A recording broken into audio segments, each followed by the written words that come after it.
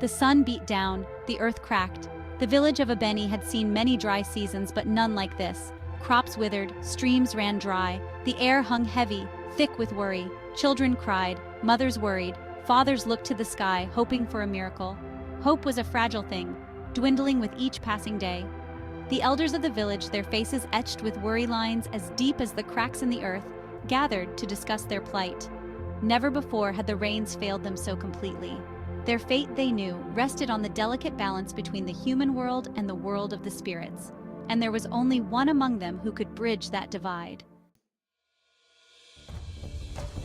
In the heart of the village lived the Gangan, the talking drum, a symbol of unity and tradition. Made of wood and skin, it was more than just an instrument.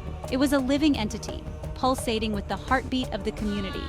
It was the voice of the village, the keeper of their stories, the bridge to their ancestors, and the guardian of their heritage.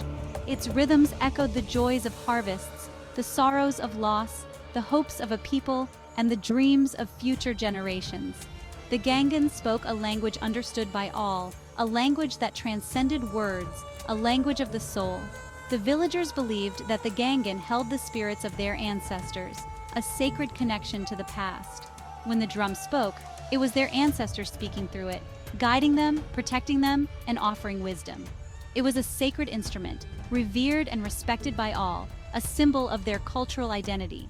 Its voice could stir the soul, ignite hope, and even, it was believed, command the very elements, calling forth rain or calming storms. Elder Adewale, his back stooped with age but his spirit unbroken, was the keeper of the Gangan. His hands, gnarled like ancient roots, knew the language of the drum, the secret rhythms that could speak to the spirits. I've learned the drum's secrets from my father and his father before him, in a lineage stretching back generations. The wisdom of the ancestors flows through my veins, guiding my every beat. He knew every groove of its wood, every vibration of its skin. He understood the language of the drum, the way it could mimic the whispers of the wind, the cries of the animals, the very heartbeat of the village. When Adewale played, the village listened. As the drought tightened its grip, fear spread like wildfire, consuming every corner of the village. The whispers of despair grew louder, echoing through the dry air, threatening to consume the village's dwindling hope and spirit. We have to do something. We cannot just sit and watch our lives wither away. The crops are dying, and our children are hungry. Every day the situation grows more dire. Elder Adewale, you are our last hope. We need your wisdom and your connection to the spirits. Only you can speak to the spirits, plead for their mercy, and bring the life-giving rain. Without you, we are lost. Adewale listened to their pleas, his heart heavy with the weight of their expectations. He felt the burden of their hopes and fears. He knew the power of the Gangan, but he also knew the capricious nature of the spirits. The drum was a conduit, but the spirits were unpredictable. There was no guarantee that they would listen. The spirits had their own will and whims, but he had to try. For the sake of his people, for the future of his village, he had to call upon the spirits of the earth and sky.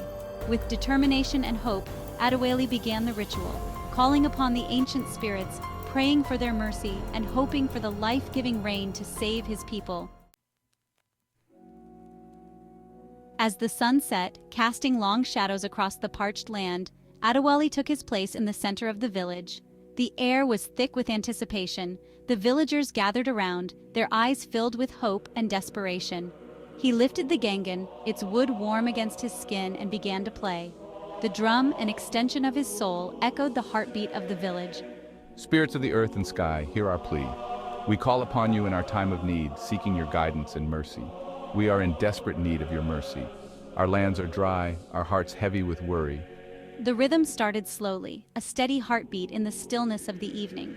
Each beat was a prayer, each sound a message to the heavens. It was a rhythm as old as the village itself, a call to the ancestors, a plea for their guidance. The drum spoke of history, of tradition, of the unbroken chain that linked the past to the present. The sound of the Gangan resonated through the village, weaving its way into the hearts of the people. It was a sound that carried their hopes, their dreams, and their fears. It was a sound of hope, a promise that they were not alone. The villagers felt a sense of unity, a collective strength that gave them courage. We hear your call, Elder Adewale. Your drum speaks for all of us, and we stand with you. Your plea has reached the heavens. The spirits have heard our cries. The earth is parched, and the people suffer. Our crops wither, and our children go hungry. We shall bring the rain. The heavens will open, and the earth will drink. As the rhythm built, Adewale poured all his hope and despair into the drum. Each beat was a cry for help, a call for salvation. He spoke of the parched earth, the empty granaries, the fear that gnawed at their hearts. The drum was his voice, his way of reaching out to the unseen forces that governed their world.